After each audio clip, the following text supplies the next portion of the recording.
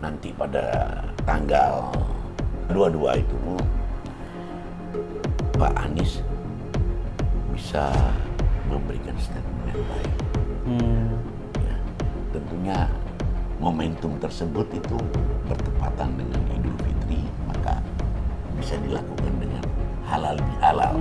Halal bihalal perubahan yang mencari keadilan. Iya. Ini satu momentum penting untuk bangsa rakyat Indonesia untuk datang ke MK melakukan halal bihalal dengan para pemimpin perubahan maupun paslon 1 maupun paslon 3.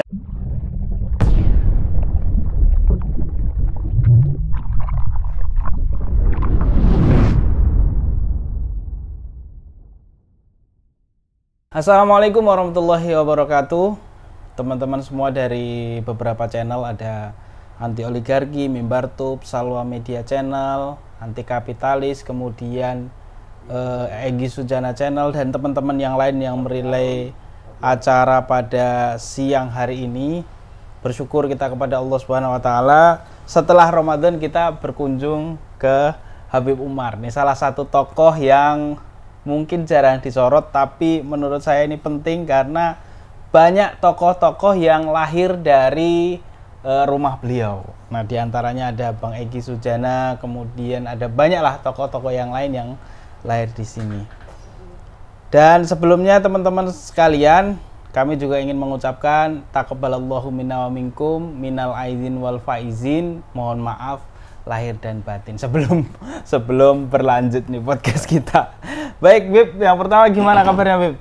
Alhamdulillah. Kita dapat bisa bertemu sekalian memberikan ucapan selamat minal aidin. Ya. Selamat hari Lebaran.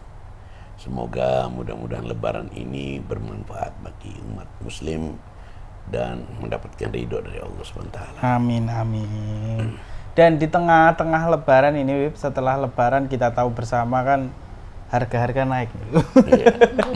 Kita kemarin ada harga bawang merah itu sampai menyentuh katanya 100.000, 2 kali lipat lah ya. Iya. Tadinya 50.000 jadi 100.000. Belum lagi bahan-bahan pokok juga naik, cabai semuanya juga naik, dan ini tentu adalah pengaruh banyak hal, diantaranya faktor politik, faktor ekonomi, dan kesempatan soal Lebaran mudik ini. Bib, tapi di luar dari itu, Bib, kita ingin tanya terkait situasi terkini yang mana kemarin kita baru saja menyelenggarakan pemilu dan sampai dengan hari ini belum tuntas nih. Jadi kalau ada yang mengatakan sudah ada yang benar-benar jadi presiden atau jadi menyatakan diri jadi presiden, sebenarnya belum sah karena masih di MK. Nah, terkait soal itu tanggapannya gimana, Bib? Ya begini, sebetulnya kita berbicara pemilu sudah usai. Iya, oke. Kejadian demi kejadian dan permasalahan-permasalahan kecurangan dan macam-macam yang masif sistematik ini sudah didengungkan oleh setiap paslon. Tentunya saat ini rakyat ingin mengetahui. Ini juga sebagai satu pelajaran. Jangan setiap pemilu terjadi hal-hal yang selalu kondisinya begitu-begitu saja. Iya, betul. Dan ini satu pelajaran juga untuk bangsa, rakyat kita, bahwa pemilu ini jangan dijadikan ajang kecurangan, ajang untuk mencari kemenangan dengan segala macam cara. Nah, ini dapat membahayakan kelangsungan hidup, bahwa nantinya setiap pemimpin tidak mempunyai kekuatan yang real ya dalam mengadakan satu bergening atau satu pandangan atau satu rujukan terhadap bangsa dan negara ini. Kekuatannya tidak solid karena hasilnya tidak betul-betul real. Itu yang kita pikirkan. Selanjutnya melalui jalur MK ini dicari untuk menentukan apakah masih ada sentuhan keadilan, kebijakan dari Mahkamah Konstitusi ini, mahkamah yang tertinggi untuk anak bangsa menentukan kejadian-kejadian yang etika, kejadian-kejadian yang di luar undang-undang, melakukan pelanggaran, arogansi, terobosan-terobosan dengan cara-cara yang tidak beretika ini sedang dilakukan pengkajian, tuntutan. Semoga tuntutan-tuntutan daripada paslon-paslon yang merasa dirugikan ini bisa dipikirkan oleh Mahkamah Konstitusi, kepala hakim-hakim ini dengan satu kebijakan yang adil. Jadi para hakim mesti mengerti bahwa rakyat yang di sana sedang menunggu secerca keadilan, secerca kebijakan, pemikiran yang benar untuk bangsa dan negara ke depan. Begitu. Jadi kita memang saat ini masih berharap lah ya kepada hakim ini supaya memutuskan dengan adil gitu ya, Bib ya. Nah, melihat persidangan demi persidangan yang sudah dilakukan oleh Mahkamah Konstitusi kemarin, Bib, ini kan nanti putusannya itu kan tanggal 22 April 2024. Nah, kalau Habib sendiri melihat dari berbagai paslon, kan kemarin ada paslon 1 dan paslon 3 yang menggugat hasil dari KPU dan Bawaslu, baik hasil secara etika, secara hitung-hitungan suara maupun pelanggaran undang-undang yang dilakukan. Nah, Habib melihat itu apa potensinya, Bib, nanti untuk kedepannya, Bib, kira-kira? Tadi saya berbicara bahwa di sana rakyat sedang mengamati, melihat.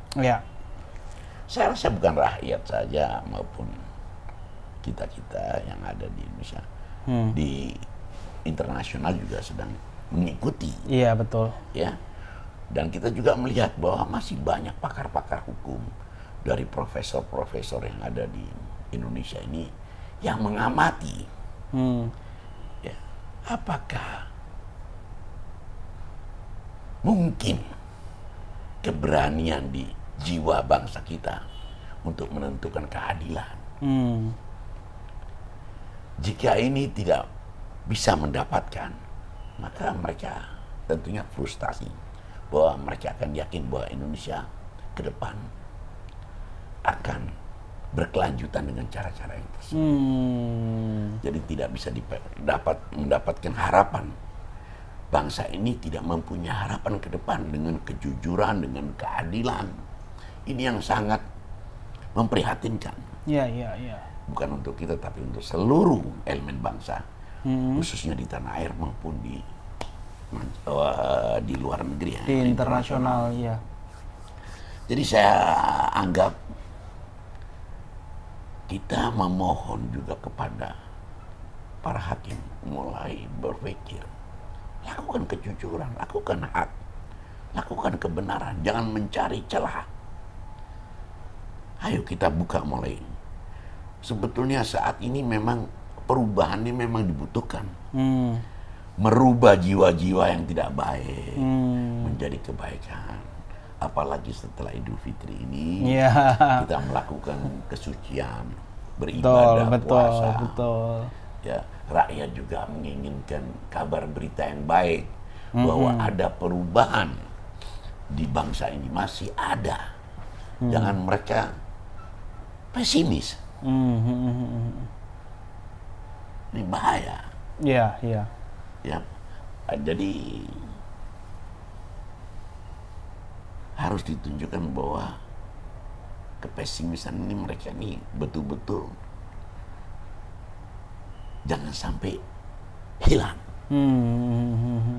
Pesimis terhadap satu kondisi yang ada. Jadi itu yang saya lihat. Mudah-mudahan nanti pada tanggal 24 ya. Tanggal 22. 22 itu Pak Anies bisa memberikan statement yang baik. Ya, tentunya momentum tersebut itu bertepatan dengan Idul Fitri, maka bisa dilakukan dengan halal bihalal. Halal bihalal perubahan yang mencari keadilan. Ya. Ini satu momentum penting untuk bangsa rakyat Indonesia untuk datang ke MK melakukan halal bihalal dengan para pemimpin perubahan maupun paslon 1 maupun paslon 3 ya. Di sana meminta satu pengarahan dari para pemimpinnya dan mendengar apa yang dilakukan oleh MK itu sebagai bukti sejarah bangsa Indonesia ke depan. Iya. Dan ini menarik tadi karena Habib sudah menyinggung soal halal bihalal. Halal rakyat ya. Rakyat Indonesia. Jadi sebelum tanggal 22 nanti juga rencananya akan ada semacam aksi juga, Bib. Yang dilakukan oleh masyarakat dari tanggal 19 juga.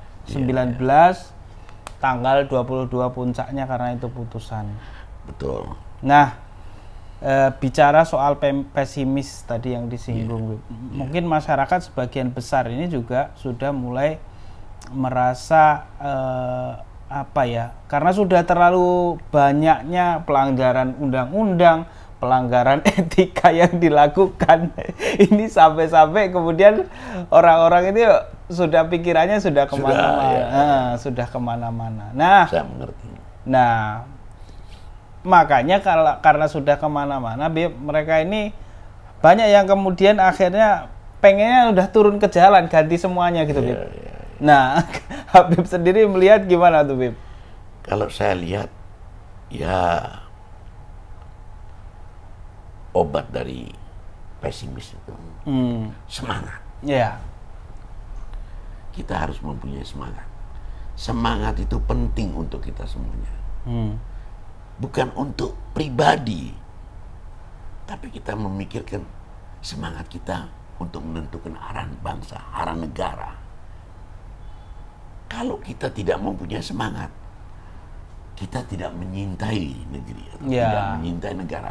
Apalagi saya kan sebagai pemimpin Gentari, generasi cinta negeri. Kalau kita sudah tidak mau memikirkan bangsa dan negara ini, untuk apa lagi mencintai?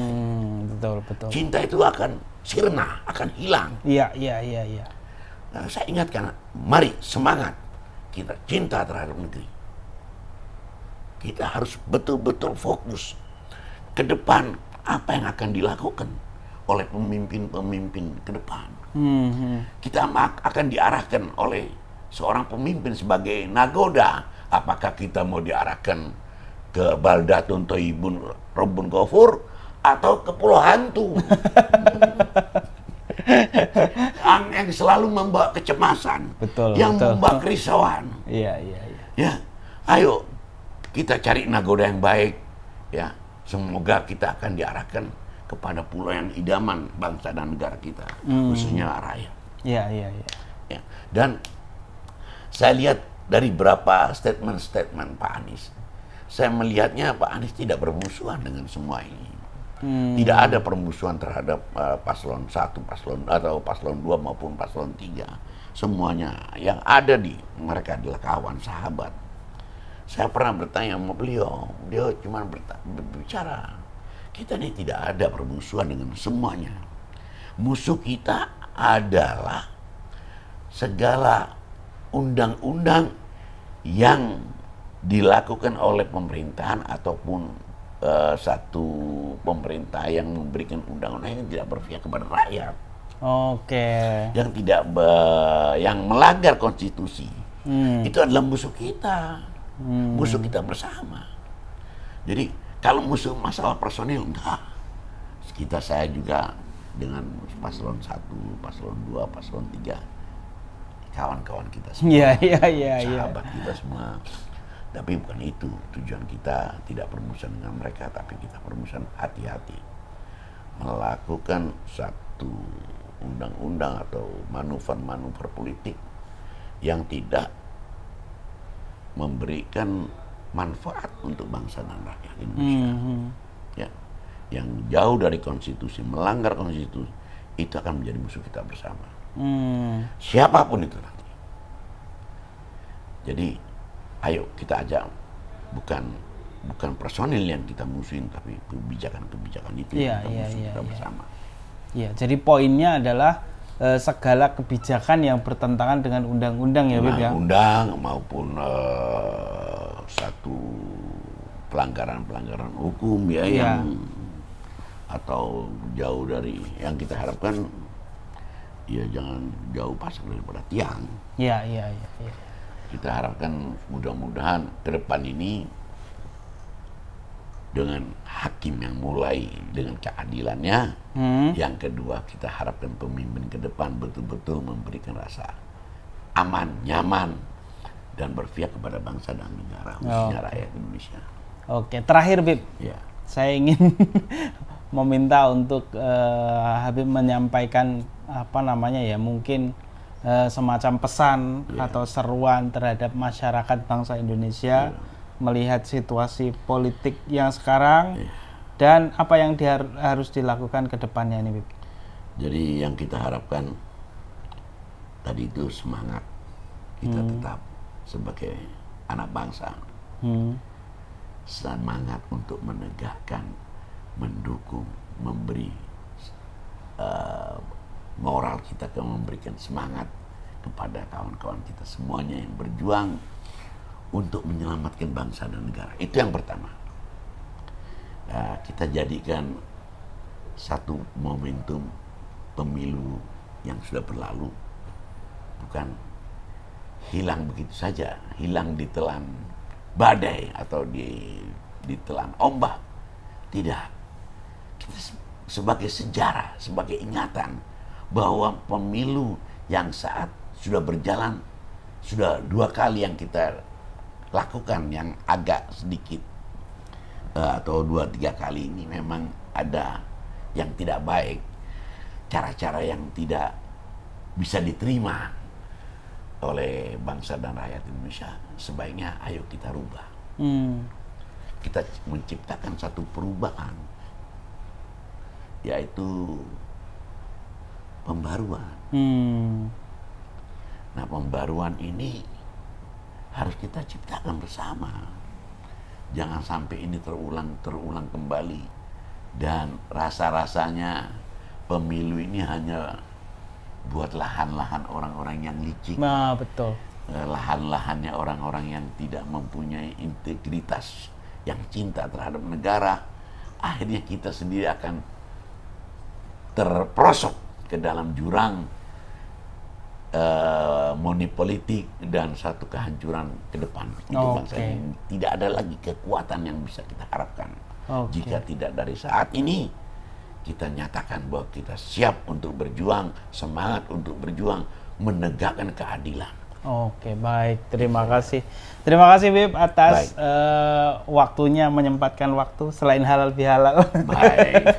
Juga memberikan pandangan-pandangan politiknya. Tadi terakhir pesannya adalah tetap semangat untuk menegakkan keadilan ya, teman-teman.